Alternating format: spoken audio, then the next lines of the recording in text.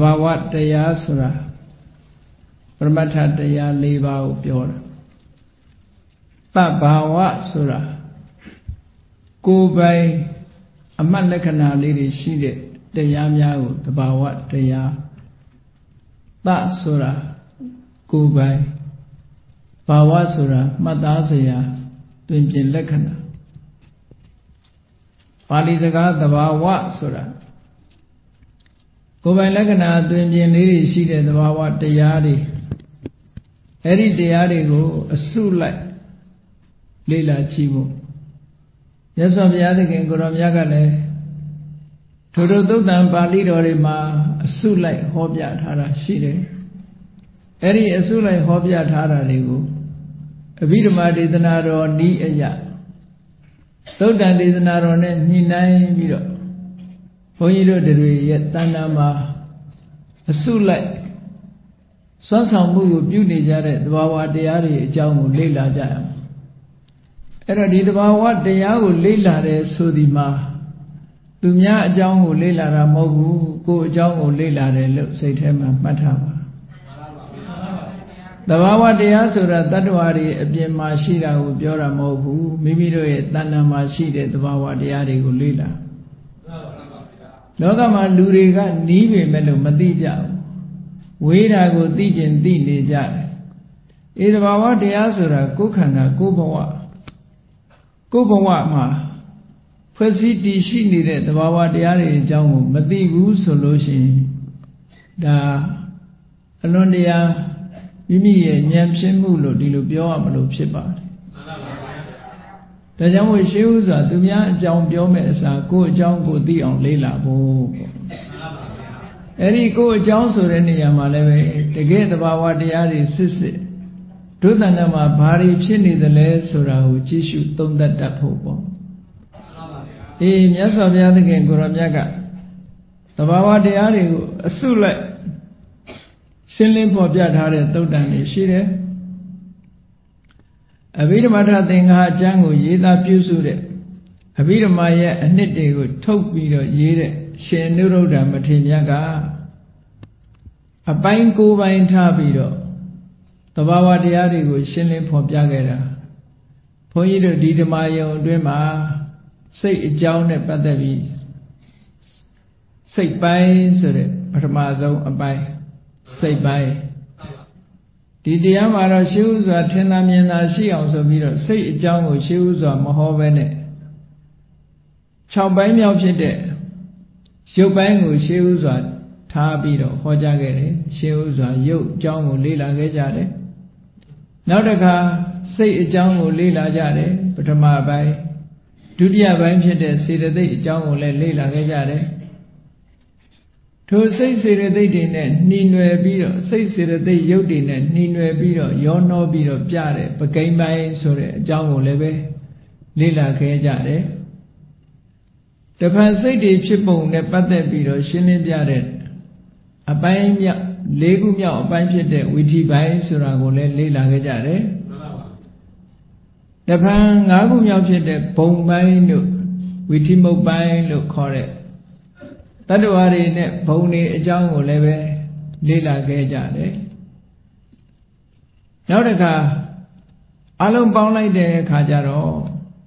စိတ်စေတသိက်ပကိန်းဝိသီမုတ်ရုပ်လို့ဆိုပြီးတော့အပိုင်း6ပိုင်းဟာ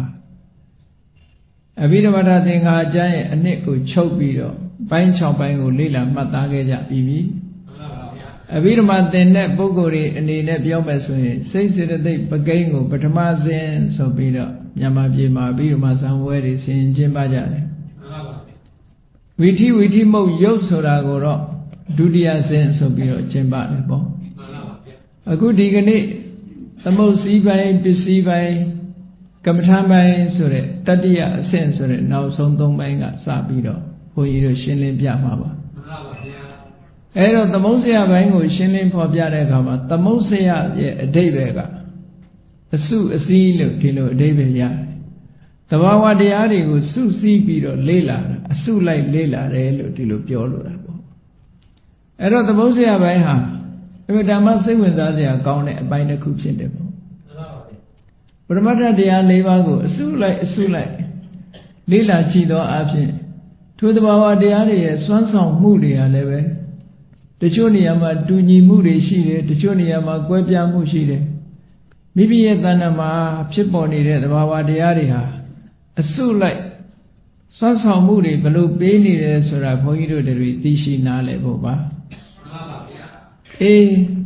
သမုတ်စည်းပိုင်းတစ်ပိုင်းလုံးကိုဘုန်းကြီးတို့ဒီကောင်းစဉ်လေးနဲ့ပဲသဘာဝတရားကိုအစုလိုက်လေ့လာခြင်းဆိုတာသမုတ်စည်းပိုင်းအကြောင်းကိုဟောပါမယ်မှန်ပါဗျာအဲ့တော့ဒီသမုတ်စည်းပိုင်းကဘုန်းကြီးတို့အင်္ဂလိပ်လိုရေးထားတဲ့ fundamental အဘိဓမ္မာဆိုတဲ့ထဲမှာတော့သမုတ်စည်းပိုင်းကို9ခုမြောက်အခန်းကဏ္ဍအဖြစ်ရွှေ့ထားတယ် chapter 9ဆိုပြီးတော့ဘာဖြစ်လို့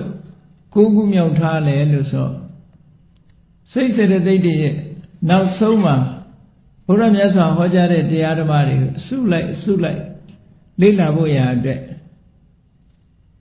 ဒီအုပ်စုလိုက်ဖော်ပြထားတဲ့နေရာဖြစ်သောကြောင့်အလုံးကိုလေ့လာပြီးတဲ့နောက်မှာသမုတ်စည်းပိုင်းကိုကြည့်မယ်ဆိုလို့ရှိရင်ပို့ပြီးတော့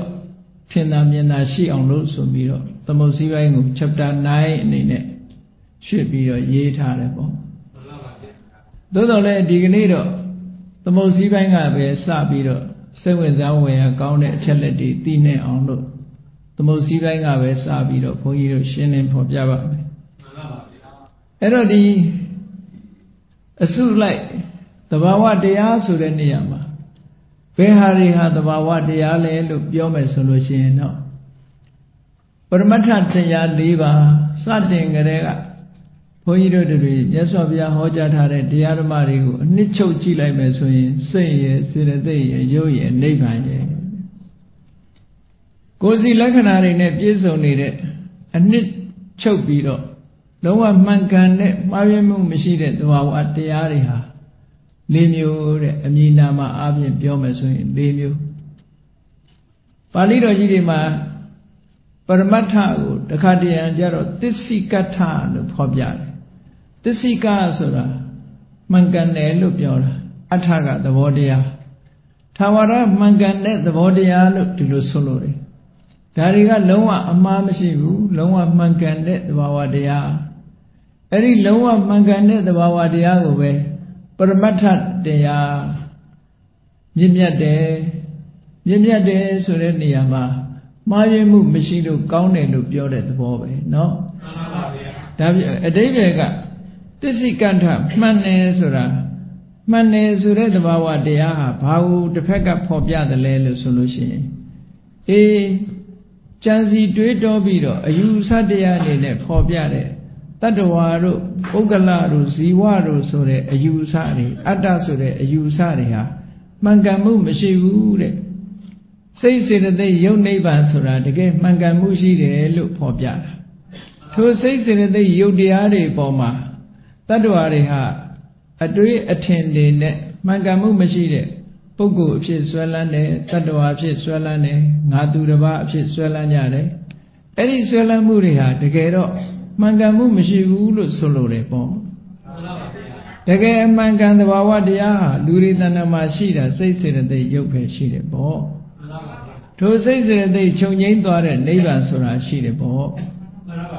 အဲ့ဒီမှန်ကန်နေတဲ့သဘာဝတရားတွေဟာပရမတ္ထတဲ့ပရမအလုံးကိုနောက်ထပ်ပြီးတော့ခွဲလောက်အောင်ခွဲပြီးတော့ခွဲစိတ်เสียမလိုတော့အောင်ဆက်ပြီးတော့အတွင်းကြလေးလာဖို့မလိုတော့အောင်မှန်ကန်နေတဲ့ပြောင်းလဲမှုမရှိတဲ့သဘာဝတရားလို့ဒီလိုဆိုလိုတာအဲ့ဒီပြောင်းလဲမှုမရှိတဲ့သဘာဝတရားတွေဟာအလုံးသိကြတဲ့အတိုင်းလူတွေရဲ့တဏ္ဍာမှာရှိတဲ့အာယုံကိုရယူတတ်တဲ့သို့မဟုတ်အာယုံကိုသိတတ်တဲ့စိတ်ထိုစိတ်ကိုမှီပြီးတော့ဖြစ်ပေါ်နေတဲ့စေတသိက်တခါစိတ်စေတသိက်တို့ရဲ့မှီရာအနေနဲ့ဆက်ဆက်ပြီးတော့ဖြစ်ပေါ်လာတဲ့ယုတ်တရားအဲ့ဒီစိတ်စေတသိက်ဆိုတဲ့ယုတ်တရားစိတ်စေတသိက်ယုတ်လို့ဆိုတဲ့ဒီသဘာဝတရားတွေလုံးဝချုပ်ငြိမ်းသွားရာဖြစ်တဲ့နိဗ္ဗာန်လို့ဟောမှန်ကန်မှုတရားဟာဒီ၄မျိုးပဲရှိတယ်လို့ဒီလိုပြောတာအဲ့ဒီ၄မျိုးကိုလည်းပဲတရုပ်ထုတ်ပြီးတော့ရှင်းလင်းပြောကြားပြီးသားဖြစ်တယ် စိတ်က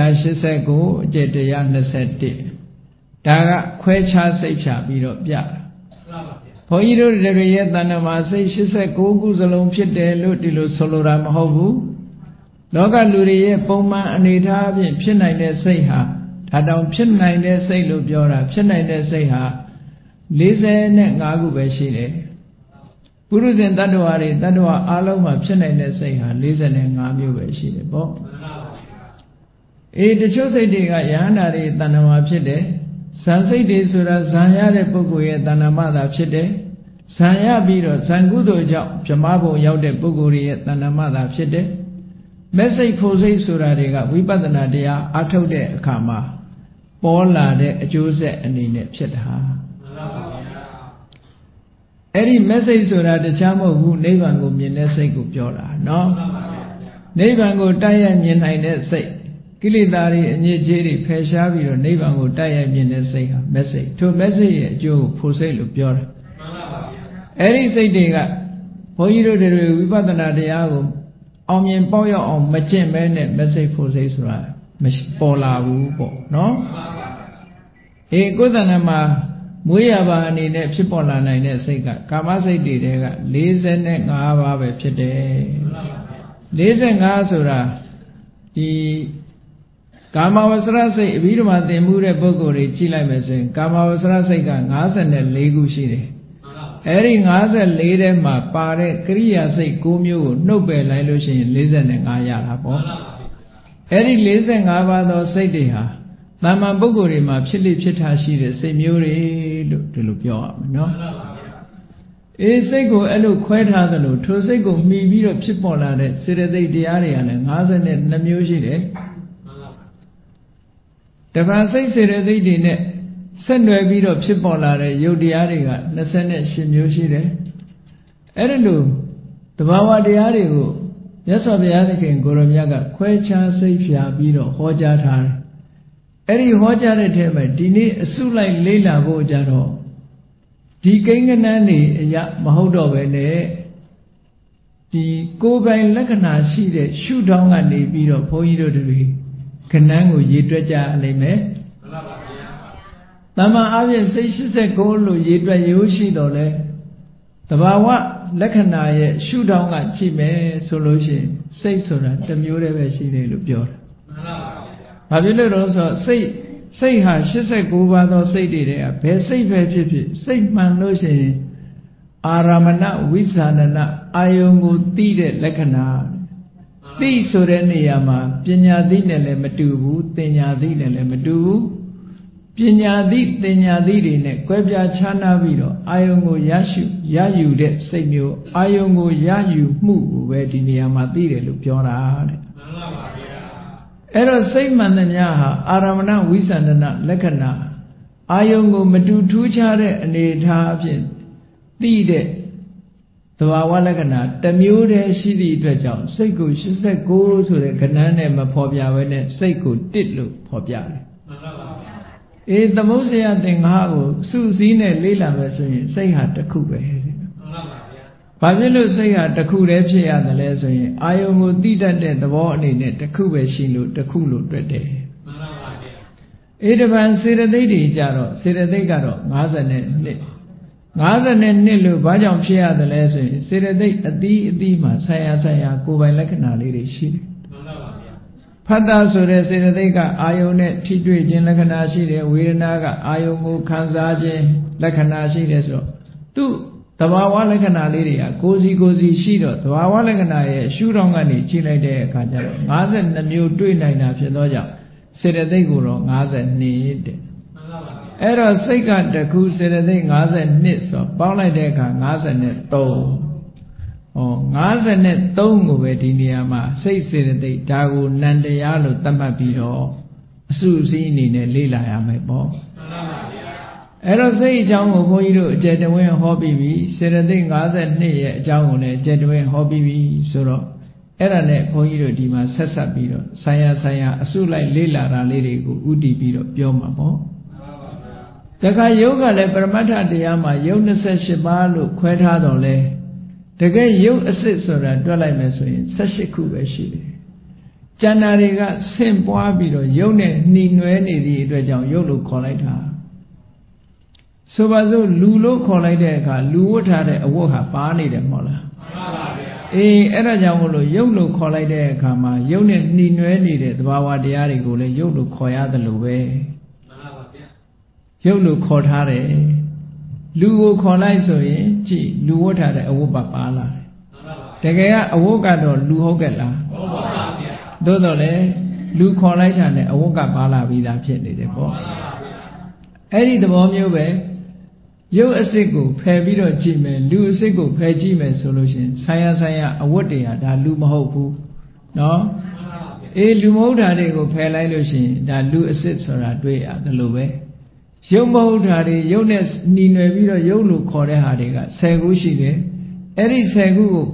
ဖယ်လိုက်တဲ့အခါကျတော့ရုပ်အစစ်ဟာ18ခုရှိတယ်အဲ့ဒီ18ခုဆိုတာနိဗ္ဗာန်ရုပ်18ခုကိုပြောတာဆိုင်ရာအကြောင်းတရားတွေကတိုက်ရိုက်ထုတ်လုပ်ထားတဲ့18မျိုးသောယုတ်တွေဟာဝိပဿနာကမ္မထံတရားအထုတ်တဲ့ပုဂ္ဂိုလ်တိုင်းရဲ့အာယုံအဖြစ်ဖြစ်ရှုခံတဲ့တရားတွေလို့ပြောတာအဲ့တော့နံတရားကစိတ်တစ်ခုစေတသိက်52ခုဆိုတော့အလုံး53ခုဟာနံတရားဝိပဿနာအာယုံဖြစ်တဲ့သဘာဝလက္ခဏာအနေနဲ့ကြည့်မယ်ဆိုရင်ယုတ်တရားက18ခုအဲ့တော့နာက53ယုတ်တရားက18ခုဒါကိုပြောတာအဲ့ဒီထဲမှာနိဗ္ဗာန်ဆိုတာထည့်လိုက်လို့ရှိရင်အလုံးပေါင်းလို့ရှိရင်82ခုနတုန်းကနိဗ္ဗာန်မပါလို့ရှိရင်81သဘာဝတရားစီ82မျိုးအဲ့ဒီ82မျိုးထဲမှာနိဗ္ဗာန်ထည့်လိုက်ရင်82မျိုးအဲ့ဒီ82မျိုးသောတရားတွေဟာသဘာဝလက္ခဏာရှုထောင့်ကနေပြီးတော့ဖော်ပြပြီးလေ့လာရမယ့်တရားတွေပဲတဲ့ဝိပဿနာတရားရဲ့အာယုံအနေနဲ့လေ့လာကြရမယ့်တရားတွေအဲ့ဒီထဲမှာအုပ်စုလိုက်ခွဲပြီးတော့မိမိတို့တဏ္ဍာမှာသဘာဝတရားတွေဟာဘယ်ပုံဖြစ်နေတယ်စွမ်းဆောင်မှုတွေဘလို့တူညီမှုတွေနဲ့သူတို့ရဲ့ဆောင်ရွက်ချက်တွေကိုသိရှိနားလည်ရမလဲဆိုတာအစုလိုက်ခွဲခြားပြီးတော့ပြတယ်အဲ့ဒါလို့အစုလိုက်ခွဲခြားပြတဲ့ထဲမှာဒီကနေ့ဘုန်းကြီးတို့အာတဝဆိုတဲ့တရားအကုသိုလ်နဲ့ပတ်သက်ပြီးတော့အကုသိုလ်အစုဆိုပြီးတော့ဖော်ပြထားတာရှိတယ်အကုသိုလ်ရဲ့အစုအကုသိုလ်တွေဟာလူရဲ့တဏ္ဍာမှာဖြစ်တဲ့ကုသိုလ်ရဲ့ဆန့်ကျင်ဘက်အုပ်စုဘုန်းကြီးတို့တဏ္ဍာမှာဖြစ်လေဖြစ်တာရှိတယ်အလုံးပြောမယ်ဆိုလို့ရှိရင်အကုသိုလ်အစုဆိုတာတခြားကိုပြောတာမဟုတ်ဘူးစေတသိက်တရားတွေကိုလေ့လာတော့ကအကုသိုလ်စေတသိက်14ခုဆိုတာမှတ်မိကြပါလိမ့်မယ်ဘုန်းကြီးတို့ကစိတ်ရဲ့အညစ်အကြေးများဆိုတဲ့ခေါင်းစည်းနဲ့ဟောခဲ့တယ်အဲ့တော့စိတ်ရဲ့အညစ်အကြေးဖြစ်တဲ့အကုသိုလ်စေတသိက်ဟာနော်14ခုရှိတယ်အဲ့ဒီ14ခုကိုအစုလိုက်တစ်ခါပြန်ပြီးတော့လေ့လာတာအသစ်ဆန်းမဟုတ်ဘူးပေါ့အေးအကုသိုလ်စေတသိက်14ခုကိုပြန်ပြီးတော့ပြောမယ်ဆိုလို့ရှိရင်မောဟအာဟိရိကအနုတ္တပဥဒိစ္စဆိုတာလေးကဂရုလေးတစ်ခုပေါ့နော်စိတ်ရှင်စေတသိက်ရှင်ရှင်းပြတဲ့အခါမှာလွယ်အောင်လို့ဒီအစုလေးကိုစုတာမောဟရဲ့အာဟိရိကရဲ့အနုတ္တပရဲ့ဥဒိစ္စအကုသိုလ်ဖြစ်တိုင်းအကုသိုလ်စိတ်တိုင်းမှာပါဝင်တဲ့ဒီအညစ်အကြေး၄ခုပေါ့အဲ့ဒီထဲမှာလောဘဖြစ်တဲ့အခါမှာပါဝင်တာကလောဘရဲ့ဒိဋ္ဌိရဲ့မာနရဲ့ဟောဒီလိုပါလားနောက်တစ်ခါဒေါသဖြစ်တဲ့အခါမှာပါဝင်တတ်တဲ့သဘာဝတရားတွေကဒေါသတဲ့အိတ်သားတဲ့မစ္စရိယတဲ့ဂုဂုစလောဘဖြစ်စေဒေါသဖြစ်စေပါဝင်လာတတ်တဲ့တရားနှစ်ခုကတော့ဌိနနဲ့မိဋ္ဌာဟောနောက်ဆုံးတစ်ခုကတော့ဝိသိကိစ္စအလုံးပေါင်းလိုက်တဲ့အခါကျတော့ဘုန်းကြီးတို့တွေရဲ့တဏ္ဍာမှာအကုသိုလ်အစုအဝေးဟာ14မျိုးရှိတယ်ပေါ့အဲ့ဒီ14မျိုးကိုထပ်ပြီးတော့အစုလိုက်လေ့လာစွမ်းဆောင်မှုတွေကတချို့တူညီမှုတွေရှိကြအဲ့ဒီတူညီတဲ့စွမ်းဆောင်မှုတွေနဲ့သဘာဝတရားတွေကိုကြည့်ရဘယ်သဘာဝတရားကဘယ်လိုစွမ်းဆောင်နေဘုန်းကြီးတို့တွေဘယ်လိုဒုက္ခပေးတယ်ဒီအကုသိုလ်အစုတွေဟာစိတ်ထဲမှာဖြစ်ပြီးတော့ဘယ်လိုစွမ်းဆောင်နေကြတယ်ဆိုတဲ့သူတို့ရဲ့စွမ်းဆောင်မှုတွေကိုကြည့်ကြရအောင်အဲ့ဒီမှာအကုသိုလ်အုပ်စုများဆိုတာဘယ်နှခုရှိလဲလို့ဆိုလို့ရှိရင်ဒီအကန္တမှာ အကုသိုလ်အုပ်စုတွေကဘယ်နှခုရှိတယ်ဆိုရင်9ခုရှိတယ်အဲ့တော့ပါဠိနာမည်လေးတွေတော့နည်းနည်းတော့မှတ်ရမှာပေါ့အကုသိုလ်အုပ်စု9ခုရှိတယ်စွမ်းဆောင်မှုတွေတူညီတာလေးတွေကိုအစုလိုက်ထားလိုက်ပြီးတော့ဖော်ပြတာနံပါတ်1ကအာတဝတဲ့ဒါကြားမှုနေကြတာအာသောတရား၄ပါးတို့ဘာလို့ဆိုးနေကြတယ်မဟုတ်လားအဲ့တော့အာတဝကိုအာသောတရား၄ပါးတို့ဤဂုံရာဖြစ်သောနိဗ္ဗာန်ကိုနဲ့ဆူတောင်းကြတယ်ဟုတ်လားအဲ့ဒီအာတဝအစုတစ်ခုပဲနောက်တစ်ခါဩဃဆိုတာအစုတစ်ခုပါဠိနာမည်လေးတွေအရင်မှတ်ဖို့လိုမယ်ပေါ့အာတဝရဲ့ဩဃရဲ့ယောဂရဲ့ဟုတ်လားယောဂဆိုတာဟိုယောဂနဲ့လည်းသွားမရောနဲ့ဟိန္ဒူယောဂတွေနဲ့လည်းသွားမရောနဲ့နော်အာတဝရဲ့ဩဃရဲ့ယောဂရဲ့နောက်တစ်ခုကခန္ဓာလို့ခေါ်ခန္ဓာနောက်တစ်ခုကဥပါဒံဥပါဒါနအာတဝဩဃယောဂခန္ဓာဥပါဒါနနောက်တစ်ခုကနိဝရဏနိဝရဏပြီးတဲ့အခါကျတော့အနုတယပြီးတဲ့အခါကျတော့တန်ယောဇနတန်ယောဇဉ်ပြီးတဲ့အခါကျတော့ကိလေသာအဲ့ဒီအစုလိုက်စွမ်းဆောင်မှုတွေတစ်ခုနဲ့တစ်ခုမတူညီတဲ့စွမ်းဆောင်မှုတွေအကုသိုလ်စေတသိက်14ခုကိုပဲဟောဒီအုပ်စု6မျိုးနဲ့လေ့လာဘုန်းကြီးတို့တွေရဲ့တဏ္ဍာမှာဒီစိတ်ထဲမှာဖြစ်ပေါ်လာတဲ့အညစ်အကြေးတွေဟာဘယ်လိုစွမ်းဆောင်နေကြတယ်ဘယ်လိုဒုက္ခပေးနေတယ်သူတို့မှာဘယ်လိုစွမ်းရည်တတ္တိတွေရှိနေတယ်ဆိုတာသိထားဖို့လိုအပ်တာပေါ့ဒါကြောင့်မို့အဲ့ဒီသဘာဝတရားတွေကိုစုပြီးတော့လေ့လာရအဲ့တော့လေ့လာတဲ့အခါမှာပါဠိစာပေမှာတွေ့ကြလိမ့်မယ်ခိနာတဝကုန်ပြီးသောအာသောရှိသောပုဂ္ဂိုလ်ဆိုရဟန္တာပုဂ္ဂိုလ်ကိုခိနာတဝလို့ခေါ်လေးရှိတယ်ခိနအာတဝယန္တာပုဂ္ဂိုလ်ဒီမှာအာသဝတရားကုံသွားပြီတဲ့တော့အရေးပါတဲ့ဟာတွေကိုဖယ်ရှားလိုက်နိုင်မှယန္တာဖြစ်တယ်ဆိုတာသဘောပေါက်စရာပေါ့နော်နောက်တစ်ခါအာတဝခယညာဆိုတာကြားဖို့လိုက်မယ်ပုဒိအာလို့ရှင်းတော့ကရေးလေးရှိတယ်ပုကပုပ္ပေနိဝါဒနုတ္တိညာဓိကဒိဗ္ဗစက္ခုအာကအာတဝခယလို့ဆိုပြီးတော့ဝိဇ္ဇာ3ပါးဆိုပြီးတော့ဒီလိုရေးလေးရှိတယ်ပုရိအာနဲ့ပြည့်စုံပါလို့လို့ရှေ့ကဆူတောင်းလေးရှိကြတယ်ပေါ့ဝိဇ္ဇာ3ပါးဆိုတဲ့နေရာမှာအာတဝခယဉာဏ်ဆိုတာဟောအာတဝေါတရားတွေလုံးဝကုံသွားတဲ့ဉာဏ်ဆိုတာအရတ္တမဉာဏ်ကိုပြောတာအေးဒါဖြင့်အရတ္တမဉာဏ်မှာအာတဝေါတရားတွေကုံသွားပြီဆိုတော့အာတဝေါတရားတွေဆိုတာဘာတွေလဲဆိုတာသိဖို့လိုတာပေါ့ဒါကြောင့်မို့လို့မြတ်စွာဘုရားသခင်ကိုရောမြတ်ကအာတဝဆိုတဲ့နေရာမှာဒီဘယ်လိုအဓိပ္ပာယ်နဲ့ဘယ်တရားတွေကိုအာတဝလို့ခေါ်တာလဲဆိုတာတခြားအသိအဆန်းတရားမဟုတ်ဘူးဘုန်းကြီးတို့တွေရှေ့ပိုင်းမှာလေးလာပြီးတဲ့စိတ်စေတသိက်တွေကစေတသိက်ထဲကစိတ်ရဲ့အညစ်အကြေးတွေအနေနဲ့ဖြစ်ပေါ်လာတဲ့သဘာဝတရား14မျိုးအကုသိုလ်စေတသိက်14မျိုးတွေကထပ်ပြီးခွဲတာတွေပဲเนาะမှန်ပါဗျာအေးအာတဝတရား4မျိုးရှိတယ်တဲ့အာတဝဆိုတဲ့အဓိပ္ပာယ်ကိုအရင်ရှင်းကြရအောင်အာတဝဆိုတာဘာလဲလို့ဆိုရင်အဓိပ္ပာယ်ပြောမယ်ဆိုရင်အာတဝဟာအချိန်အကြာကြီးကိုယ်တဏ္ဍာမှာနှစ်ပေါင်းများစွာကနေဖြစ်ပေါ်လာလို့ချင်းပတ်အိုးကြီးလို့ပေါ့လေအချင်းတည်ထားတဲ့ဟာမျိုးကြီးလို့ပဲအလင်ရနေတယ်သို့မဟုတ်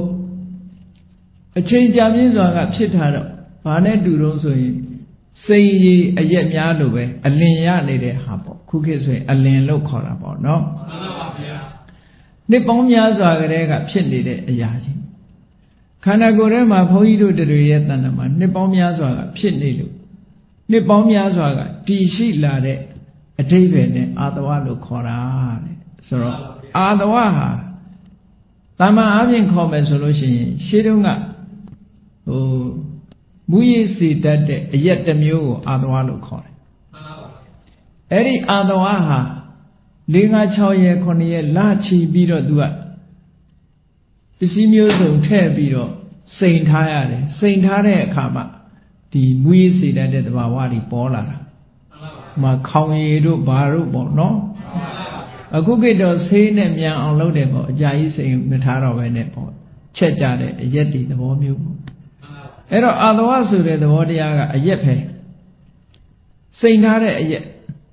အဲ့ဒီစိန်ရည်အရက်ဟာအကြာကြီးစိန်ထားသည့်အတွက်ကြောင့်လူရဲ့တဏ္ဍာမှာကိုယ့်ရဲ့ဒီလူတွေတောက်သုံးလိုက်လို့ရှိရင်မူရစ်သွားစေတတ်တယ်ပေါ့ဒီနေရာမှာအာသဝဟာစိန်ရည်အရက်နဲ့တူတဲ့တရားတွေလူတွေရဲ့တဏ္ဍာမှာဖြစ်ရင်လူတွေကိုမူရစ်သွားစေတတ်တယ်လို့ဒီလိုသဘောပြောတာနော်အဲ့ဒီအဓိပ္ပာယ်နဲ့အာသဝလို့ဆိုတဲ့အဓိပ္ပာယ်ကိုဖွင့်ဆိုထားတယ်စိရပါရိဝတိယတဲ့ကြာမြင့်စွာထုံထားတဲ့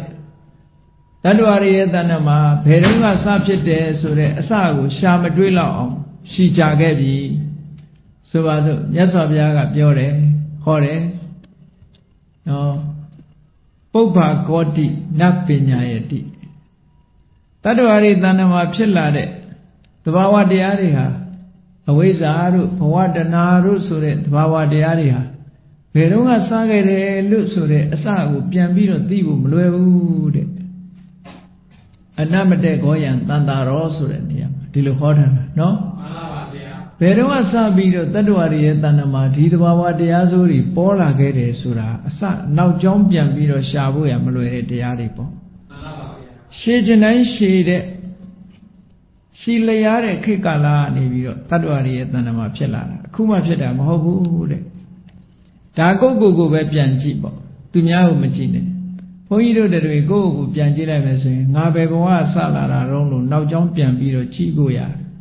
သိနိုင်စွာမရှိဘူးမှန်ပါပါဗျာအဲ့ဒါလို့သိနိုင်စွာမရှိခဲ့တဲ့နှစ်ဘဝပေါင်းများစွာမှာဟောဒီသဘာဝတရားတွေဟာကိုယ်တဏ္ဍာမှာအကျဉ်းချင်းဖြစ်လာခဲ့တယ်ပေါ့မှန်ပါပါဗျာအကျဉ်းချင်းဖြစ်လာခဲ့တဲ့တရားတွေတဲ့ဒါကြောင့်မို့လို့ကြာမြင့်စွာထုံထားတဲ့စိတ်ရည်အရက်နဲ့အလားတန်တူတဲ့တရားလို့ဒီလိုဆိုလိုတာနော်မှန်ပါပါဗျာအေးစိတ်ရည်အရက်နဲ့အလားတန်တူလို့အာသဝလို့ခေါ်လို့ရှိရင်အဲ့ဒီအာသဝဆိုတဲ့သဘာဝတရားသည်လူရဲ့တဏ္ဍာမှာဖြစ်လိုက်တာနဲ့တည်းနဲ့လူကိုရစ်မှုစေတယ်တဲ့စိတ်ရည်အရက်သည်တောက်သုံးသူကိုရစ်မှုစေတယ်ရစ်မှုတယ်ဆိုတဲ့ကသူက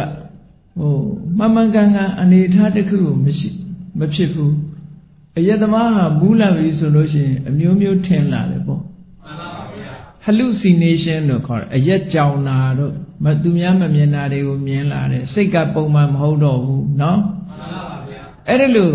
စိတ်ရဲ့အခြေအနေတွေပြောင်းသွားတယ်လို့ပဲအခုဒီသဘာဝတရားတွေအာသဝလို့ခေါ်တဲ့သဘာဝတရားတွေတတ္တဝါတွေတဏ္ဍာမှာဖြစ်လိုက်လို့ရှိရင်ဒီလူရဲ့စိတ်ဟာပုံမှန်မဟုတ်တော့စိတ်ကပုံမှန်မဖြစ်တဲ့အခါမှာပြောတာဆိုတာလည်းပုံမှန်မဟုတ်တော့ဘူးလှုပ်ရှားတာလည်းပုံမှန်မဟုတ်တော့ဘူးဒီလိုဆိုလို့တယ်ဟုတ်ကဲ့ကဲစဉ်းစားကြည့်မယ်ဆိုလို့ရှိရင်ဒီအာသဝတရားတစ်ခုဖြစ်လာဥပမာပဲလောဘဖြစ်လာတဲ့လူတယောက်လောဘရဲ့လွှမ်းမိုးမှုခံလာပြီဆိုရင်ဒီပုဂ္ဂိုလ်ရဲ့ပြောတာပုံမှန်မဟုတ်ဘူးသွားလာလှုပ်ရှားမှုတွေလည်းပုံမှန်မဟုတ်တော့ဘူးရှစ်မူးလာတယ်ဆိုတဲ့အဓိပ္ပာယ်မျိုးနဲ့အာသဝလို့ပြောတာတဲ့ဟောနောက်တစ်ခုကျတော့အဓိပ္ပာယ်ကအာသဝဆိုတာတတ္တဝါတွေရဲ့တဏ္ဍာမှာမပြတ်စည်းဝင်နေတဲ့သဘောတရားမပြတ်စည်းဝင်နေတဲ့သဘောတရားအာယုန်နဲ့တွေ့တိုင်းဟောဒီသဘာဝတရားတွေဟာမပြတ်စည်းဝင်နေတာနောက်မပြတ်စည်းဝင်နေဆိုတဲ့နေရာမှာအတိုင်းအတာတစ်ခုရဘယ်ထိအောင်စည်းဝင်တာတုံးဆိုလို့ရှိရင်ဟောဒီအာသဝတရားတွေကလွှမ်းမိုးတာဘယ်ထိအောင်ရောက်တယ်လဲသူ့ရဲ့ရည်စည်းကြောင်းကြီးကဘယ်ထိအောင်ရောက်တုံးဆိုရင်ဟိုးအဝီစည်းကနေပြီးတော့ထိတ်ဆုံးဘဝက်ဆိုတဲ့ဘဝရဲ့ဒီဘုံဘဝတွေမှာအမြင့်ဆုံးဆိုတဲ့နေဝတ္တဉာဏသဉာဏဘုံထိအောင်ရောက်တယ်လို့ပြောတာမှန်ပါပါအဲ့တော့တတ္တဝါရှိတဲ့ဘုံတိုင်းဟာဒီသဘာဝတရားတွေကလွှမ်းမိုးထားတယ်သူ့ရဲ့နယ်ပယ်ဟာအလွန်ကြီးကျယ်တယ်ပေါ့အဲ့ဒါလောက်နယ်ကျယ်တတ္တဝါတွေမှန်သမျှတဏ္ဍာရှိသမျှတွေကိုအကုန်စည်းဝင်လူကြီးတန်ပေါင်း 6000 ရှိရင် 6000 စလုံးစည်းဝင်တယ်ပေါ့မှန်ပါပါဗြဟ္မာဥယျာဉ်ဂရေချီရှိတယ်ဆိုဗြဟ္မာဥယျာဉ်ဂရေချီထိအောင်စည်းဝင်တယ်ပေါ့ယဟန္တာပုဂ္ဂိုလ်တွေကလွဲသွားပြီဆိုလို့ရှိရင်ဟောဒီအာသဝတွေဟာအကုန်စည်းဝင်နေတာမှန်ပါပါယဟန္တာဖြစ်သွားမှသာထိုအာသဝတွေကိုပိတ်ဆို့ဖယ်ရှားနိုင်တာတဲ့ပုရုဇဉ်တ attva တွေဆိုဘယ်ပုံရောက်ဟောဒီအာသဝရည်စည်းကြောင်းကမလွတ်ဘူးလို့ဒီလိုဆိုလို့တယ်မှန်ပါပါစီးဝင်နေတဲ့သဘာဝတရားတစ်ခုအဲ့တော့အဲ့ဒါလို့ဘ ဘုန်းကြီးတို့တွေတမ္မန္တမှာနှစ်ပေါင်းများစွာထုံထားတဲ့တရားစိတ်ကိုရစ်မှုသွားစေတတ်တဲ့တရားအမြဲမပြတ်အာယုန်နဲ့တွေ့တိုင်းတွေ့တိုင်းစီးဝင်နေတဲ့တရားဘုံအားဖြင့်ဘဝက်ထီအောင်တရားအားဖြင့်ဆိုရင်ဘယ်အဆင့်ထီအောင်ရောက်တော့ဆိုလို့ရှိရင်မက်စိတ်ရဲ့ရှေ့မှာရှိတဲ့ကုတ္တရဘူးဆိုတဲ့ဒီသဘာဝတရားထီအောင်အာသဝနယ်ပယ်ကကတ္တထာတာရှိတယ်ပေါ့အဲ့တော့သူ့နယ်ကအလွန်ကိုကျယ်တယ်အလွန်ကျယ်လောက်အောင်စီးဝင်နေတဲ့သဘာဝတရားကြီးလို့ဆိုတာဒီစီးဝင်မှုဟာသူ့ရဲ့ဆောင်ရွက်မှုပဲရှင်မှုစေတတ်တာလည်းသူ့ရဲ့စွမ်းဆောင်မှုတွေပဲအဲ့ဒီစွမ်းဆောင်မှုကိုပြုလုပ်တဲ့တရားတွေစွမ်းဆောင်မှုကိုဖြစ်ပေါ်စေတတ်တဲ့တရားတွေဟာစိတ်ထဲမှာဖြစ်ပေါ်လာတဲ့ဒီသဘာဝတရားတွေဟာဘယ်တရားတွေလဲလို့ဆိုတဲ့အခါမှာမြတ်စွာဘုရားကအာသဝတရား၄မျိုးဆိုပြီးတော့ဟောတယ်နာမည်နဲ့ပြောမယ်ဆိုရင်ကာမသဝဘဝသဝဒိဋ္ဌာသဝအဝိဇ္ဇာသဝကာမသဝဆိုတာကာမအာသဝဒီလိုခွဲရဘဝသဝကလည်းဘဝအာသဝဒိဋ္ဌာသဝကလည်းဒိဋ္ဌိအာသဝအဝိဇ္ဇာသဝကလည်းအဝိဇ္ဇာအာသဝတရားကိုကြည့်လိုက်မယ်ဆိုရင်ကာမနဲ့ဘဝဆိုတာဒီနေရာမှာတဏှာကိုရည်ညွှန်းတာမှန်ပါဗျာကာမနဲ့ဘဝကာမသဝနဲ့ဘဝသဝကတဏှာသုံးဖို့လောဘကိုဆိုလိုတယ်ဒိဋ္ဌာသဝဆိုတာဒိဋ္ဌိအာသဝအယူမှားမှုဒိဋ္ဌိစေတသိက်ကိုဆိုလိုတယ်အဝိဇ္ဇာသဝဆိုတာမောဟကိုဆိုလိုတယ်ဆိုတော့ပေါင်းလိုက်တဲ့အခါကျတော့လောဘဒိဋ္ဌိမောဟသို့မဟုတ်တဏှာရဲ့ဒိဋ္ဌိရဲ့မောဟဟောဒီ၃မျိုးဟာအာသဝလို့ခေါ်ပါတယ်ဘုန်းကြီးတို့တွေရဲ့တဏ္ဍာမှာဟောဒီသဘာဝ၃မျိုးဟာဘယ်ခေတ်ဘယ်ကာလကစပြီးတော့ပေါ်လာတယ်ဆိုတာပြောလို့မရအောင်ကြာကျင်တိုင်းကြာပြီးတော့ခန္ဓာကိုယ်ထဲမှာအနေထိုင်ပြီးတော့ထုံမွမ်းနေတဲ့သဘာဝတရားဖြစ်တယ်အဲ့ဒီသဘာဝတရားတွေဖြစ်ပေါ်လာလို့ရှိရင်လူကိုရစ်မှုစေတတ်တယ်အဲ့ဒီသဘာဝတရားတွေဟာအာယုန်နဲ့တွေ့တိုင်းတွေ့တိုင်းမပြတ်စည်းဝင်နေတယ်ယူထွက်တတ်တယ်ဘုံဘဝအမြင့်ဆုံးဘဝက်ဆိုတဲ့ဘုံတိုင်အောင်စီဝင်တတ်တယ်တရားတွေထဲမှာလည်းပဲဂုတ္တရဘူးဆိုတဲ့အဆင့်အမြင့်ဆုံးဝိပဿနာဉာဏ်ထဲမှာနောက်ဆုံးဉာဏ်လို့ပြောရတဲ့ဂုတ္တရဘူးထိအောင်သူ့ရဲ့နယ်ပယ်ကန့်သတ်မှုရှိနေသေးတယ်ဆိုတဲ့ဒီအာသဝတရားတွေရဲ့စွမ်းဆောင်ချက်တွေမြတ်စွာဘုရားကအာသဝတရား၄မျိုးဆိုပြီးတော့ဒီလိုဟောတယ်နော်အဲ့ဒီအာသဝတရားတွေကနေပြီးတော့လွတ်အောင်ဘုန်းကြီးတို့တွေမကျင့်နိုင်သေးတဲ့မြတ်တန်တရားဟောဆင်းရမလွတ်နိုင်ဘူးပေါ့ဒါကြောင့်စိတ်ကလေးဟာဟောဒီအာသဝတရားတွေရဲ့လွှမ်းမိုးမှုအောက်နေရင်ဟောဒီအာသဝတရားတွေရဲ့လွှမ်းမိုးမှုအောက်မှာရှိနေတဲ့စိတ်ကလေးဟာခုနကပြောတဲ့ဒီအခြေအနေဇိုးတွေဖြစ်ပေါ်ပြီးတော့နေအောင်ပါပဲဒါကြောင့်မို့ဒီအာသဝတရားတွေကစိတ်ကိုလွတ်တော့အာသဝေဟိစိတ်တံဝိမု C လို့ယန္တာဖြစ်ပုံကိုဖော်ပြတဲ့စကားတစ်ခုမှာအမြဲတမ်းအာသဝေဟိစိတ်တံဝိမု C အာသဝတရားတွေကစိတ်ကိုလွတ်လိုက်တယ်တဲ့လွှမ်းမိုးမထားနိုင်တော့ဘူးမက်စိတ်နဲ့ဒီသမထဝိပဿနာကျင့်စဉ်ကိုကျင့်တဲ့အခါမှာသဘာဝတရားတွေပေါ်မှာရှုမြင်သုံးသပ်မှုအသိဉာဏ်တွေကထက်သန်လာတော့အဲ့ဒီအာသဝတရားတွေကိုတွန်းထုတ်လိုက်သည့်အတွက်ကြောင့်အာသဝတရားတွေဟာစိတ်ကိုခါတိုင်းလိုချုပ်ကင်မထားဘဲနဲ့လွတ်ပြစ်လိုက်ရတယ်လို့ဆိုတာယန္တာဖြစ်သွားတာအဲ့ဒီအဓိပ္ပာယ်ပဲအာသဝတရားတွေကစိတ်ကိုဆွလွတ်လိုက်ရတယ်သို့မဟုတ်စိတ်ကလေးဟာအာသဝတရားတွေကလွတ်မြောက်ပြီးတော့ထွက်သွားတယ်လို့ဒီလိုပြောတာအဲ့တော့ယန္တာဖြစ်တယ်ဆိုတာအာသဝတရားတွေကလွတ်မြောက်သွားတာကိုပြောတာရှင်ကုဏ္ဏညဓမ္မစကြာတရားမှာနာရင်ကနေပြီးတော့ကြည့်ဓမ္မစက္ခုံဥဒ္ဒပါတိပဲယံကိဉ္စိသမုဒိယဓမ္မသဗ္ဗတံនិရောဓဓမ္မဆိုတရားမျက်စိပေါ်လာတယ်လို့အဲ့ဒါလောက်ပဲပြောတာနော်ယန္တာဖြစ်တဲ့အခါကျတော့အဲ့ဒါလို့မဟုတ်ဘူးအာသဝေဟိစိတ်တံဝိမု C အာသဝတရားတွေကနေစိတ်ကိုလွတ်မြောက်စေလိုက်တယ်သို့မဟုတ်စိတ်ဟာအာသဝတရားတွေကနေလွတ်ထွက်သွားတယ်အဲ့ဒါဟာတကယ့်ကိုဖြူစင်တန်ရှင်းပြီးတော့စင်ကြယ်တဲ့စိတ်အနေထားတစ်ခုရရှိသွားတယ်တော့ယန္တာပုဂ္ဂိုလ်ရဲ့စိတ်မှာဟောဒီအာသဝတွေရဲ့လွှမ်းမိုးမှုအောက်ကနေလွတ်မြောက်သွားတယ်လို့ဒီလိုပြောတာနော်ကဲကောင်းပြီကာမသဝဆိုတာဘာကိုပြောတာလဲ လောဘကိုပဲကာမသဝလို့လည်းခေါ်လိုက်တယ်ဘဝသဝလို့လည်းခေါ်လိုက်တယ်ဒီနေရာမှာကာမသဝဆိုတာရိုးရာနဲ့ပတ်သက်လာဘုန်းကြီးတို့တွေကာမဆိုတာနှစ်သက်เสียအာယုန်တွေကိုကာမလို့ခေါ်တယ်နှစ်သက်เสียအာယုန်တွေကိုကာမလို့ခေါ်တော့အဲ့ဒီနှစ်သက်เสียအာယုန်တွေကိုနှစ်သက်တတ်တဲ့လောဘကိုလည်းကာမလို့ပဲခေါ်တယ်ဒါကြောင့်မို့လို့ကာမကိုနှစ်မျိုးခွဲမှတ်ရတယ်ဝဋ္ထုကာမကိလေသာကာမဝဋ္ထုကာမရဲ့အဓိပ္ပာယ်ကဘာတော့နှစ်သက်เสีย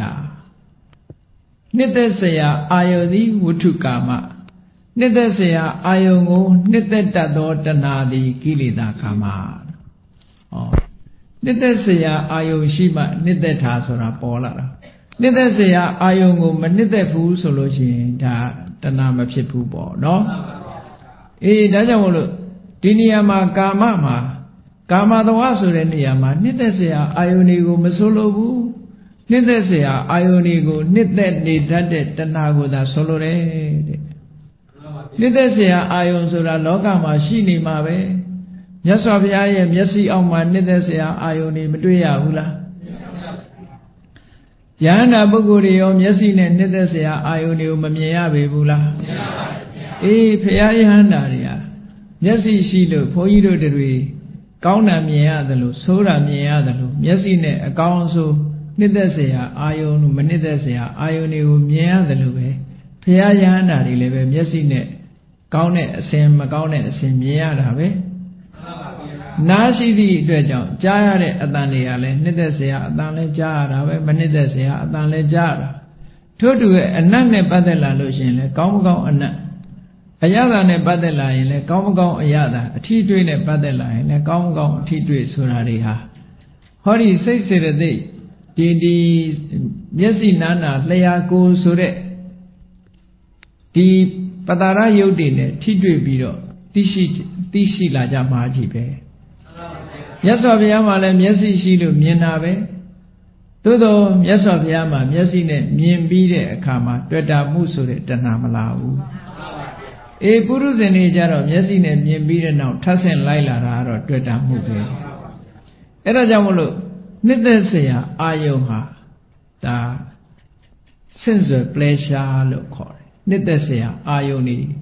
မျက်စိနဲ့မြင်ရတဲ့အစဉ်အာယုန်နားနဲ့ကြားရတဲ့အသံအာယုန်နှာခေါင်းနဲ့နမ်းရှူရတဲ့အနတ်အာယုန်အယတာနဲ့လျှာနဲ့အယတာခံရတဲ့ရတ္တအာယုန်ခန္ဓာကိုယ်နဲ့ထိတွေ့ရတဲ့ဖုဒ္ဓဘအာယုန်လို့ဆိုတယ်ဒီအာယုန်นี่ဟာ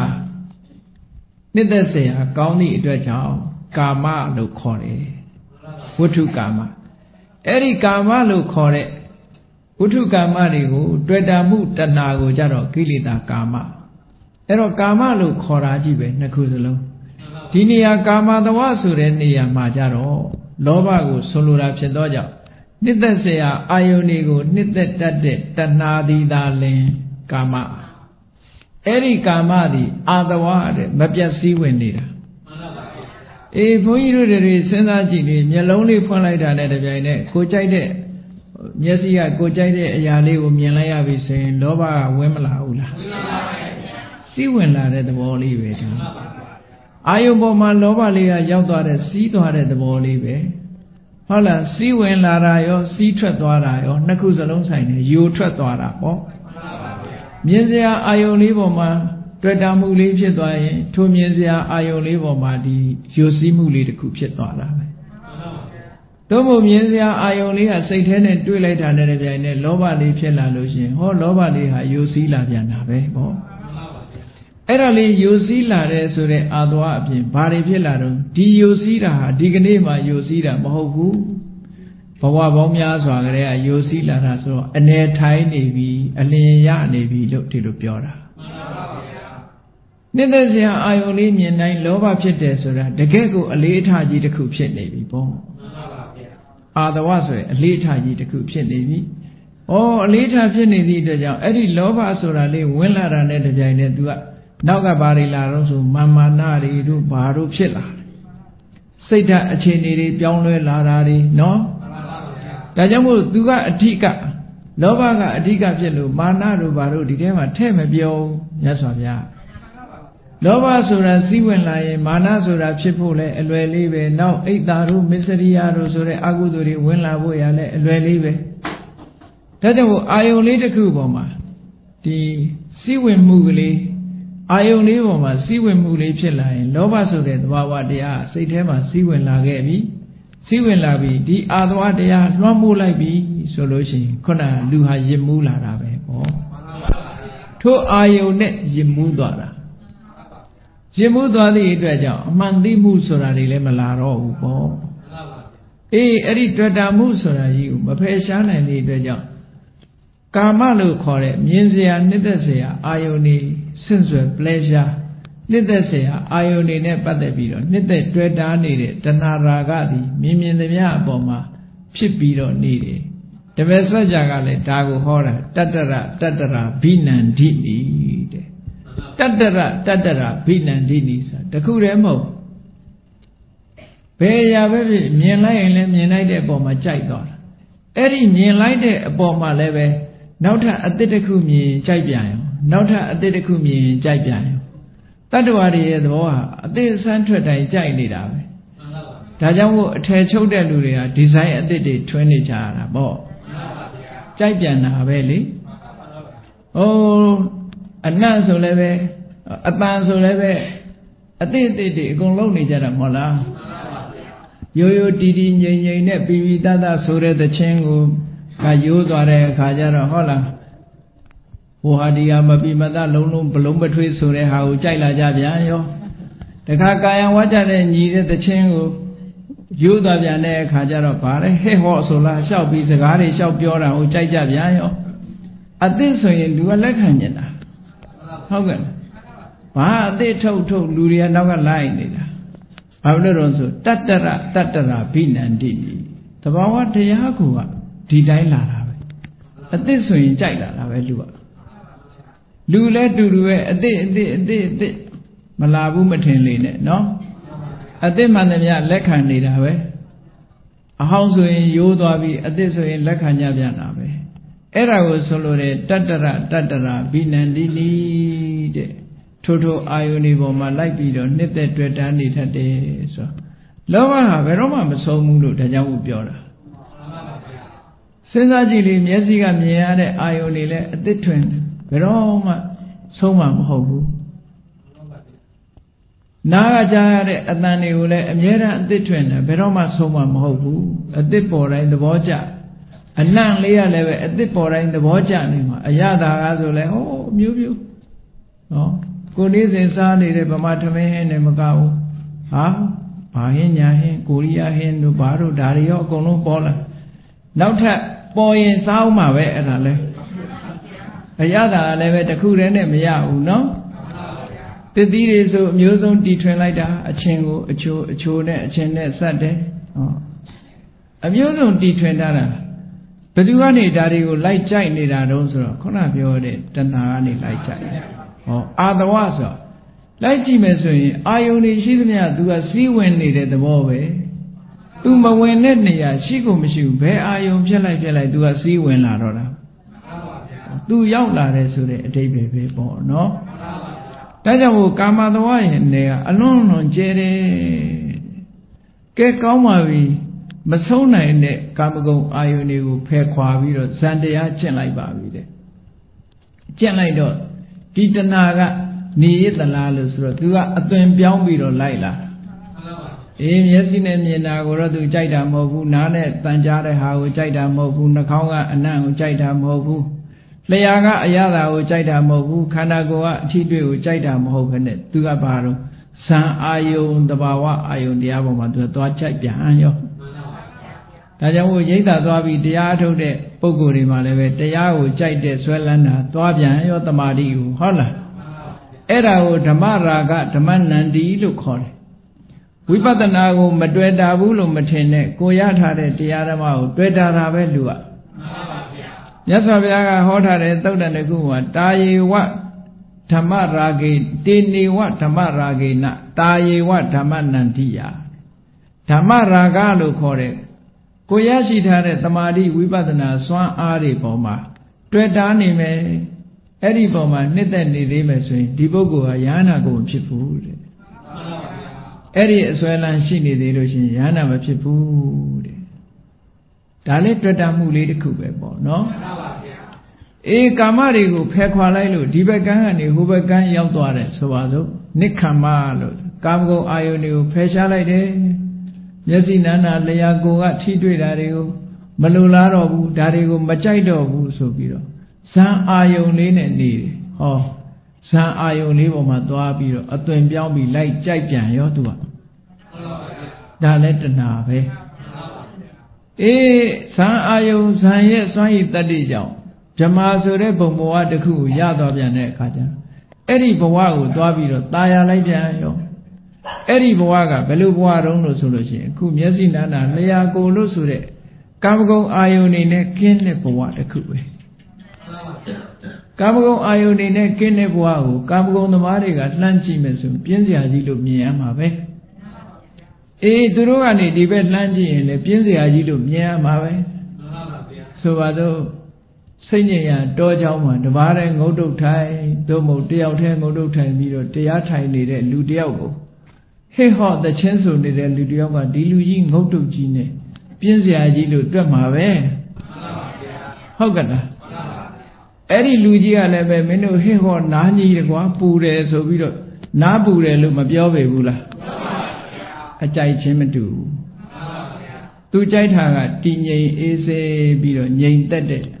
အတ္တမလန်နေတိတ်ဆိတ်ငြိမ်သက်မှုကိုသူကသားရတာဒီလူကတော့စူးစူးညံ့ညံ့ချမ်းပိန်ချမ်းပိန်ကိုသားရတာအဲ့တော့သားရမှုချင်းမတူဘူးနော်သားရတာချင်းကြတော့တူတယ်မဟုတ်လားအေးသားရသွားတာအဲ့ဒါအသွင်ပြောင်းပြီးတော့သူလိုက်သွားပြန်တာပဲအဲ့ဒီအသွင်ပြောင်းလိုက်သွားတာကိုဘဝသွားလို့ခေါ်တာဗြဟ္မဘုံဗြဟ္မဘုံကဇန်နဲ့ရလာတဲ့အပေါ်မှာသွားပြီးတော့တွေ့တာလိုက်ပြန်တာပဲဟောသူ့နယ်ကလည်းအမတန်မှကျယ်ဝန်းတယ်လို့ဒီလိုပြောတာအေးတွေ့တာလိုက်ပြီဆိုရင်နောက်ကမမာနတွေဆိုတာတစ်ခါထက်လာပြန်တာပဲအဲ့ဒါလို့ကာမသဝဘဝသဝဆိုတာလူပြည်လူဘဝကာမဂုဏ်ဒီကာမဝဆရဘုံတွေမှာလူပြည်နတ်ဘုံတွေမှာဆိုလို့ရှိရင်ကာမဆိုတဲ့အာယုံပေါ်မှာစီးဝင်ပြီးတော့သွားတယ်ဇမပြေရောက်လို့ကာမတွေကိုကြော်လွှားနိုင်ပြန်တော့လည်းပဲဘဝလို့ဆိုတဲ့ရူပဘုံအရူပဘုံဇန်တွေကိုသွားပြီးတော့ဆွဲလန်းตายရနေပြန်တယ်အဲ့တော့ตายရမှုတွေ့တာမှုအောက်ကနေလွတ်သွားတာမရှိဘူးပေါ့ဒါကြောင့်မလို့သူ့နယ်ဟာအလွန်ကျယ်ပြီးတော့စီးဝင်တတ်လို့သူတို့ကိုအာသဝလို့ခေါ်တာဒီလောဘဆိုတဲ့သဘာဝတရားဟာနယ်ကျယ်စွာစီးဝင်ပြီးတော့ဖြစ်နေတာနှစ်ပေါင်းများစွာကဖြစ်ပေါ်လာတာဖြစ်လို့သူကအလင်းရနေတဲ့တရားရစ်မှုစေတတ်တာဖြစ်သောကြောင့်အာသဝဆိုတဲ့သဘာဝတရားတဲ့ကဲကောင်းပြီဒီလိုစွမ်းဆောင်မှုရှိတဲ့နောက်သဘာဝတရားတစ်ခုကဘာလို့လဲလို့ဆိုလို့ရှိရင်ဒိဋ္ဌိတဲ့ဒိဋ္ဌိဆိုတဲ့အမြင်သဘာဝတရားကလည်းပဲသူကအရာရာမှာလွှမ်းမိုးနေတာဒိဋ္ဌိဆိုတာလောဘရှိတဲ့နေရာဒိဋ္ဌိလာတာပဲတဏှာရှိရင်ဒိဋ္ဌိလာတာ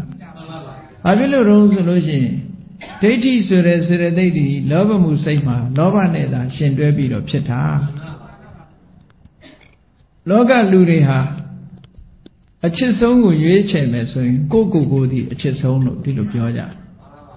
ကိုယ့်ကိုယ်ကိုအချစ်ဆုံးဆိုသည့်အတွက်ကြောင့်ကိုယ့်အရေးကိုကိုယ်စဉ်းစားတာဒါ selfish လို့ပြောတာကိုယ့်အရေးကိုစဉ်းစားရကနေပြီးတော့ဒီအမြင်တွေပေါ်လာတာပဲ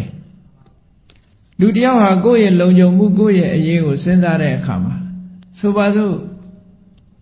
ဒီဘဝကလုပ်တဲ့ကုသိုလ်ကောင်းမှုတွေကိုခံစားဖို့ဆိုတာခံစားမှုဟာဝေဒနာတက်တက်မြလို့သဘာဝတရားလို့မတွေးနိုင်ပဲနဲ့ငါကဒီဘဝဒါနကောင်းမှုတွေလုပ်ထားတဲ့သီလတွေစောင့်တည်တဲ့ဘာဝနာနောက်ဘဝကျရင်ငါကောင်းရဘဝမှာခံစားအောင်မယ်ဆိုတဲ့အတွေးလေးကတွေးနေပြန်တာပဲအဲ့ဒီအတွေးလေးဟာမှားယွင်းတဲ့အတွေးကိုပဲဖြစ်တယ်ပေါ့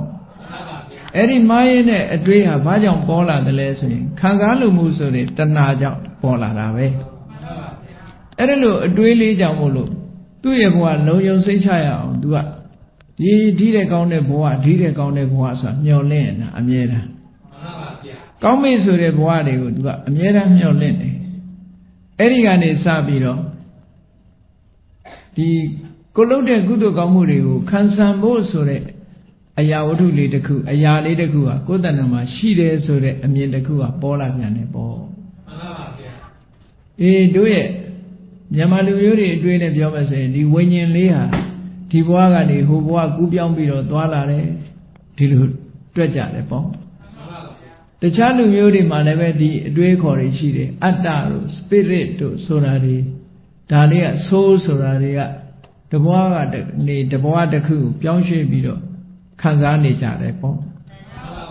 Erelu, Duiri, Mayune, Amini, Mangane, Amin Sura, Beluharosi. Kanzadu Sura, Mashiu, Widana Pipora by Kanzare Piora.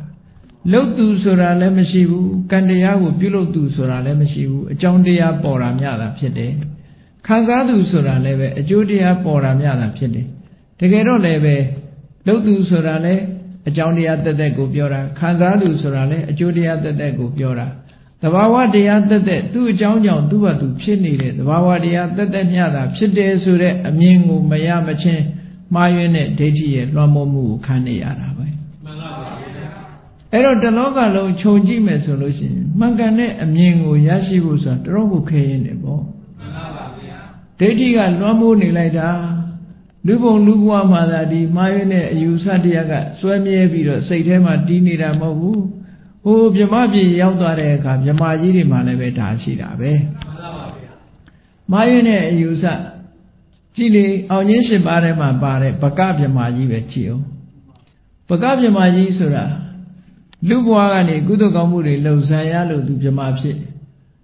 The dance shade of Jamapi Bido, Eddie Jamabuagani, daylight or not at the Capjamabo, the Kuma Pite. Pilate of Jamabo Mavedua, Nakadunga, Pilayade Kama. Tu tata do tu matiro de pong do say him you sat a dway when by. Paolo drew daily and Jarama Motago. There do be other baby a long charnia, Rado, Baro, not have Jamuida, Jadi. Ludiam Sheposa, Dorojara, Bigin, one and Magalala, Yegani, D. Dosan, and Ludiam Shepoya Gaga. Hola. Willa be the now leve, Hola Mombedi is the Nojo Daidwe Jum Willa, Lula Miapoya, Dorosan. Jamari Sura, Nadi Jamari Sura, Aluma Mohopene. A good day, Kupian Cheta, so Duruma, the Cadali, the man on the Lysiam Ship. The Javanese solution, Takapinato, Yasavia the Gangoromia, the Armari La Meda, another La Kurema, La Meda Chainima. The Jamini Ainama de Dorabe. They Dobiro, Ainama with the Japcheta. Or Dinia de Dinia Boagan and Cheta. Dimida Lane, who made out the Bola at the Bobe. Era Ubedu Dila Johnson, Yasavian and the Jago Remedy, Janena de Dida Omadila.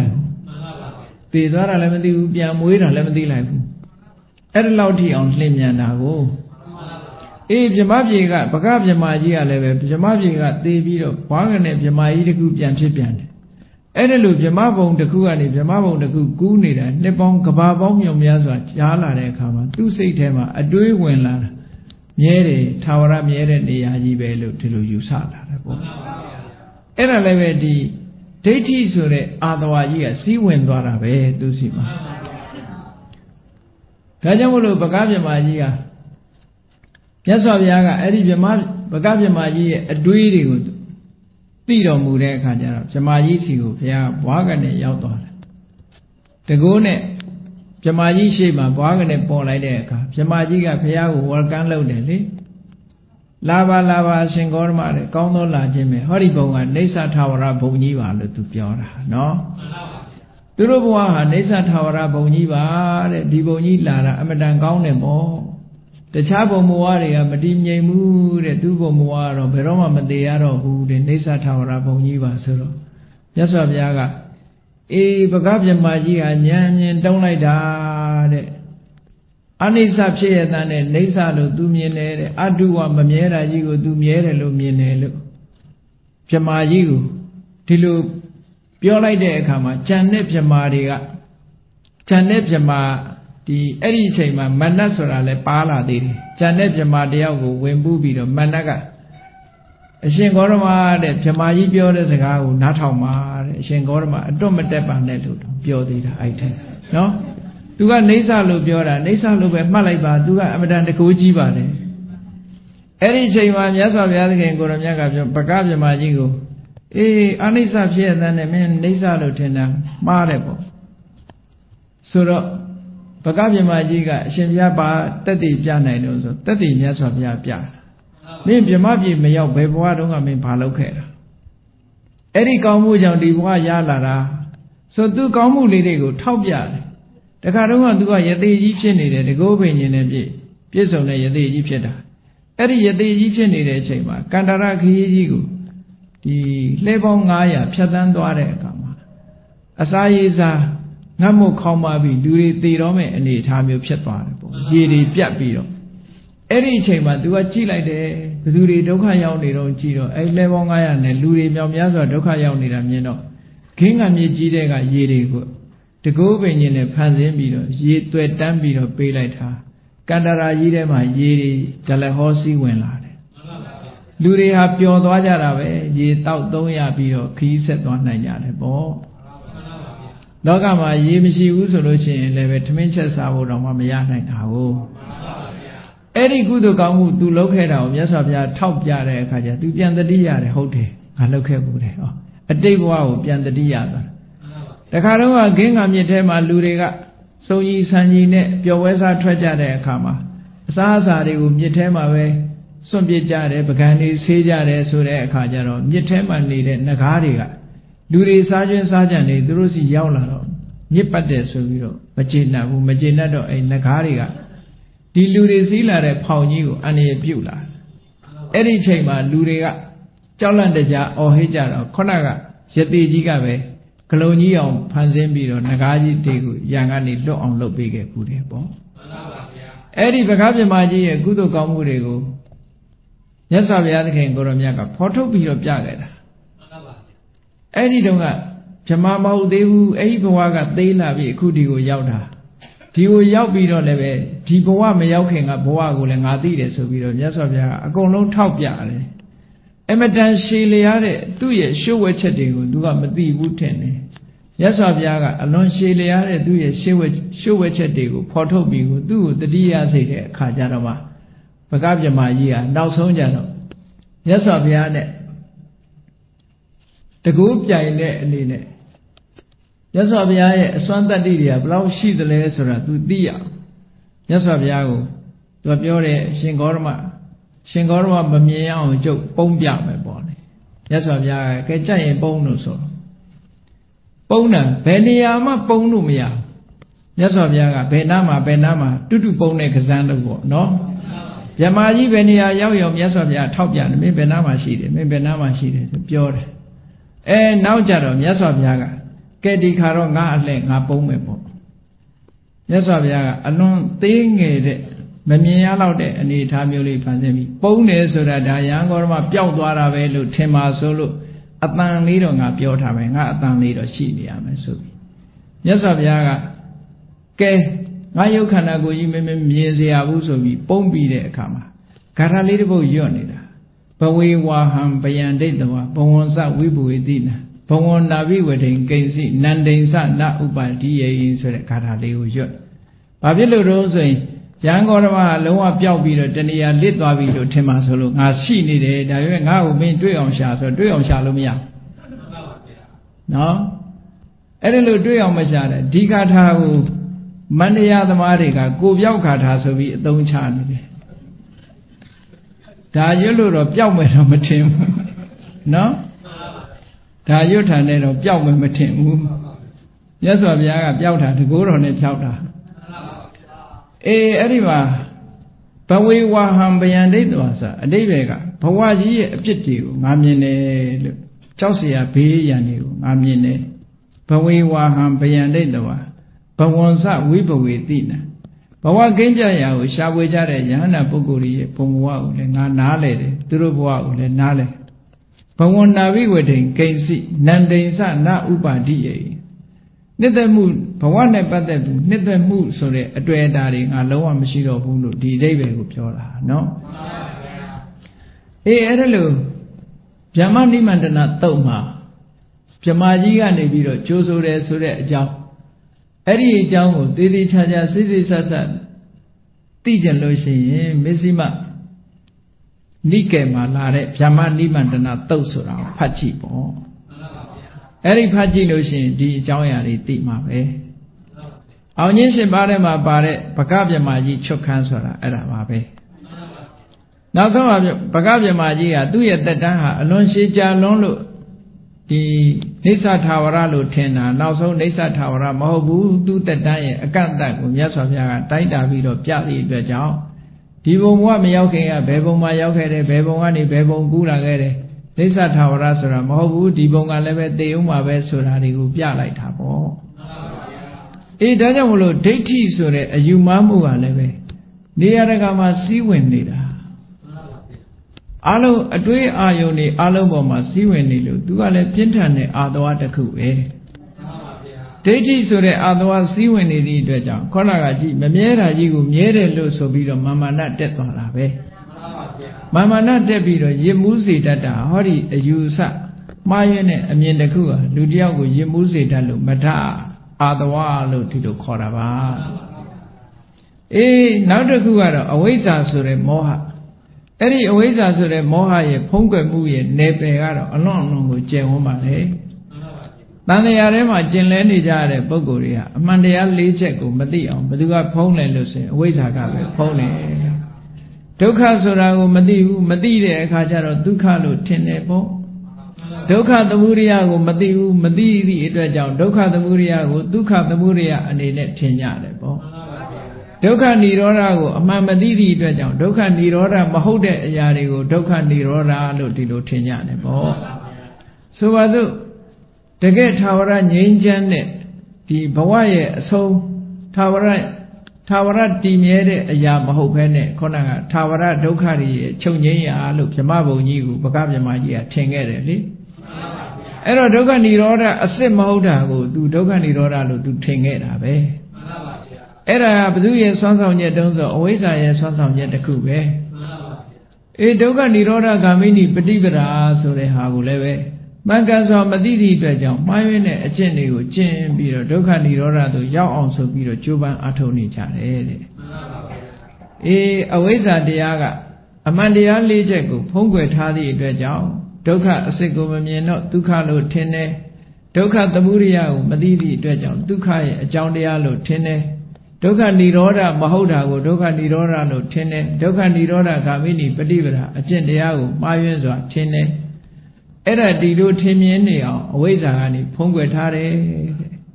နောက်ဖုံးကွယ်တာကဘာလဲလို့ဆိုရင်အတိတ်ကခန္ဓာနဲ့ပတ်သက်ပြီးတော့လည်းပဲဖုံးကွယ်တယ်အနာဂတ်ခန္ဓာနဲ့ပတ်သက်ပြီးတော့လည်းဖုံးကွယ်တယ်အတိတ်ခန္ဓာအနာဂတ်ခန္ဓာနှမျိုးလုံးကိုလည်းဖုံးကွယ်တယ်နောက်ဆုံးဒီအကြောင်းရှိရင်ဒီအကျိုးရှိမှာပဲဆိုတဲ့မှန်ကန်တဲ့အကြောင်းတရားတွေနဲ့ပတ်သက်တဲ့ဟောပြောထားတဲ့ပရိစ္ဆေသမုပ္ပါဒ်ဆိုတာကိုလည်းပဲဖုံးကွယ်တယ်တဲ့အဲ့ဒီဖုံးကွယ်မှု၈မျိုးနဲ့ဖုံးကွယ်ထားသည့်အတွက်ကြောင့်ဘုန်းကြီးတို့တွေဟာမှန်ကန်တဲ့လမ်းစာကိုရှာမတွေ့ပဲနဲ့ဖြစ်နေတယ်ပေါ့အမှန်မတွေ့တော့အမှားကိုပဲအမှန်လို့ထင်ပြီးတော့တန်တရားထဲမှာမျက်စိလဲနေကြတာပေါ့အဲ့တော့အမှားကိုမှန်ထင်နေတဲ့အဝိဇ္ဇာတရားရဲ့ဒီစီးဝင်မှုဟာလည်းပဲတတ္တဝါတိုင်းမှာဖြစ်ပေါ်နေတာဖြစ်သောကြောင့်အလွန်ကိုကြီးကျယ်တဲ့စီးဝင်မှုကြီးတစ်ခုပဲတန်တရားမှာဘယ်တော့ကစပြီးဒီအဝိဇ္ဇာဖြစ်ပေါ်လာခဲ့တယ်ဆိုတာလဲပြောလို့မရတော့အောင်အလွန်ရှည်ကြာခဲ့ပြီဟောဒီအဝိဇ္ဇာကိုအမိပြုပြီးတော့အာလုံးသောအထင်အမြင်အယူအဆဒီရစ်မှုမှန်သမျှဒီအဝိဇ္ဇာကိုအခြေခံပြီးတော့ဖြစ်တာဖြစ်တယ်ဒါကြောင့်မို့လို့ဒီအဝိဇ္ဇာဟာလည်းပဲအာတဝပဲတဲ့နေအမတန်ကျယ်ပြီးတော့စီးဝင်တတ်တယ်ရစ်မှုစေတတ်တယ်ကြာမြင့်စွာတန်တရားကစပြီးဘုန်းကြီးတို့ဘဝမှာဖြစ်ပေါ်လာခဲ့တယ်ဆိုတဲ့ဒီအကြောင်းတရားတွေကြောင့်အခုပြောခဲ့တဲ့တဏှာရဲ့သို့မဟုတ်လောဘရဲ့ဒိဋ္ဌိရဲ့အဝိမောဟရဲ့ဟောဒီတရား၃မျိုးဟာတတ္တဝါတွေရဲ့တဏ္ဍာကိုလွှမ်းမိုးပြီးတော့ကြီးဆုံးထားသည့်အတွက်ကြောင့်အာယု၅ပါးကာမဂုဏ်တရားတွေပေါ်မှာလွှမ်းမိုးကြီးဆုံးရုံမှာမကစီးဝင်ပြီးတော့ တန်တရားတစ်ခွင်ကကြာကျင်တိုင်းကြာလာခဲ့တဲ့တရားတွေဖြစ်သောကြောင့်သူတို့ကိုအာတဝလို့ခေါ်ပါတယ်အဲ့ဒီအာတဝတရားတွေကိုအလုံးကာမတဝကိုအနာဂါမိမဲ့နဲ့ဖယ်ရှားရမှာဖြစ်ပါတယ်ဘဝတဝကိုလည်းပဲဘဝတဝကိုအရတ္တမဲ့နဲ့ဖယ်ရှားရမှာဖြစ်ပါတယ်ဒိဋ္ဌာတဝကြတော့သောတပတ္တိမဲ့နဲ့ဖယ်ရှားတာဖြစ်ပါတယ်အဝိဇ္ဇာတဝကြတော့အရတ္တမဲ့နဲ့ဖယ်ရှားတာဖြစ်ပါတယ်အဲ့ဒီမဲ့လေးပါးနဲ့ဖယ်ရှားနိုင်မှသာလေဘုန်းကြီးတို့ရဲ့စိတ်ဟာ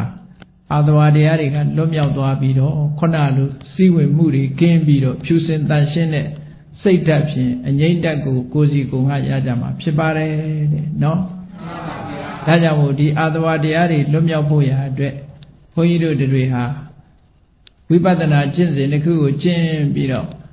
မဲ့လေးပါဖို့လေးပါဆိုတာကိုရရှိတဲ့အခါမှာအာတဝတရားတွေကလုံးဝကျွတ်လွတ်မှာဖြစ်တယ်လို့ကိုစီကိုကသဘောကျယုံကြည်ကြပြီးကျင့်ကြံကြိုးကုပ်အားထုတ်နိုင်ကြပါစေကုန်သတည်း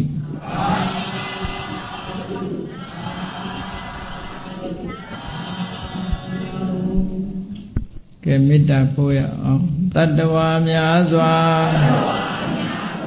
သေရန်กว่าချမ်းသာကြပါစေတတ္တဝါများစွာသေရန်กว่าချမ်းသာကြပါစေမေတ္တာရေချမ်းသွန်ငါဖြံဝိညာဉ်ကြပါစေမေတ္တာရေချမ်း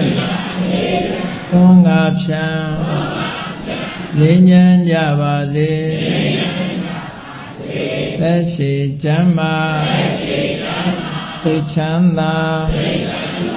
တို့ရဆန္ဒပြေပါစေသက်ရှိချမ်းသာသိချမ်းသာ